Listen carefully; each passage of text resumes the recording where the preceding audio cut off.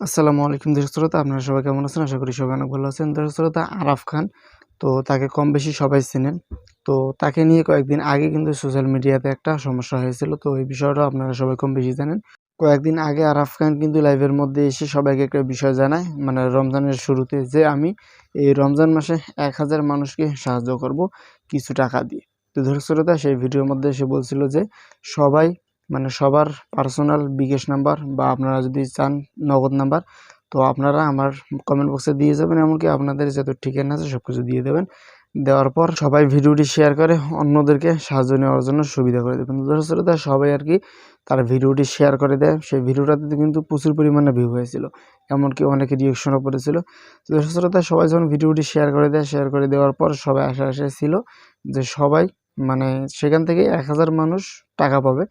তো অনেকের মনে আশা ছিল যে সবাই টাকাটা পাবে। তো সবাই সবার ফোন নাম্বার, এমনকি তার যে ঠিকানা আছে সব কিছু দিয়ে দেয়। তো দেওয়ার পর আর কি পরে আবারও লটারি করা হয়। লটারির মাধ্যমে আর কি, মানে কিছু মানুষের নাম সেখান থেকে তোলা হয়। তোলার পর আর কি তাদেরকে নাকি টাকা দেওয়া হয়। তো এখানে একটা বিষয় হলো যে সেখানে লাইভের মধ্যে সবাইকে দেখানো হয়েছিল যে টাকাগুলো সবাইকে পৌঁছে দেওয়া হচ্ছে, কিন্তু পরবর্তীতে পরের যে ভিডিও আছে আরাফ খানের, সেই ভিডিওর কমেন্ট বক্সে দেখা যাচ্ছে যে মানে অধিকাংশ মানুষ, মানে দেখা যাচ্ছে প্রায় সব মানুষে সেখানে কমেন্ট করতেছে যে আমি টাকা পাইনি, আমি টাকা পাইনি। তো দর্শক শ্রোতা, এখানে একটা বিষয় হলো যে সেখান থেকে যদি ১,০০০ মানুষকে সে সাহায্য করে, তাহলে তো কমপক্ষে ২০০, ৪০০, ৫০০ মানুষ সেখানে যে কমেন্ট করবে। তো কমেন্ট করার মাধ্যমে সবাই আর কি বিষয়টা জানতে পারবে যে আসলে তারা টাকাটা পেয়েছে। তো এখানে একটা বিষয় দেখেন যে কেউ সেখানে কিন্তু যে কমেন্ট করে নাই যে আমি টাকা পেয়েছি, সবাই বলেছে যে আমরা কেউ টাকা পাইনি। তো দর্শক শ্রোতা, এখানে একটা বিষয় হলো যে দেখেন, এটা ভিউ পাওয়ার ধান্দা। সে কিন্তু ভিডিও করা অবস্থায় সবাইকে একটা কথা শেয়ার করে দেবেন। এখানে একটা বিষয় দেখেন যে সে যদি আসলে মানুষকে দান করতো, তাহলে কিন্তু কখনো বলতো না যে আপনারা ভিডিওটা শেয়ার করেন, ভিডিওটাতে রিয়েকশন দেন, এমনকি যারা ভিডিও শেয়ার করবেন না তাদের নাম লটারিতে উঠবে না। তো এই ধরনের কথাবার্তাও কিন্তু সেখানে বলা হয়েছিল।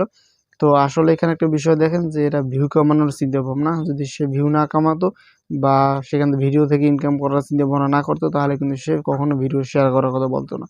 তার যে ভিডিও আছে সব ভিডিওতে কিন্তু মিলিয়ন ভিউ হয়। তো সে কি কারণে ভিডিও শেয়ার করার কথা বলবে? তো এখানে একটা বিষয় দেখেন যে সে ভিডিও ছাড়লেই কিন্তু মানে কোটি মানুষের কাছে সে ভিডিওগুলো রিচ করে।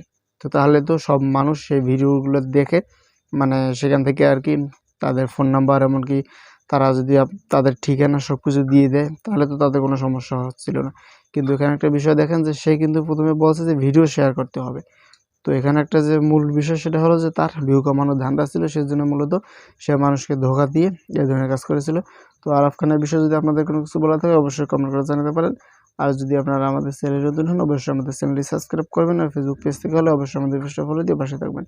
ততক্ষণ সবাই ভালো থাকবেন, সুস্থ থাকবেন। দেখা হবে নতুন কোনো ভিডিওতে। আল্লাহ হাফিজ।